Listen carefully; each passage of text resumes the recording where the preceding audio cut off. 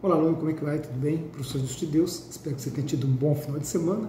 Estamos iniciando novamente a nossa disciplina de Gestão de Transporte e Logística Internacional.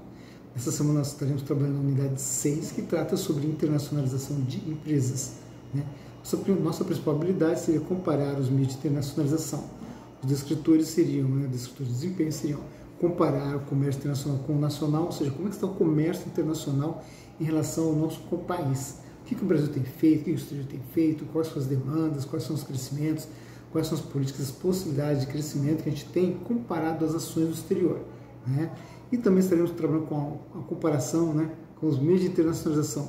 Como que as empresas estão trabalhando para se internacionalizar? Qual que é a relevância da internacionalização das empresas brasileiras para entrarem no comércio internacional, para se fortalecerem, reduzir a vulnerabilidade, se tornarem mais competitivas. E por último, pessoal, nós vamos trabalhar também na exemplificação de empresas que se internacionalizaram. Quais são as empresas?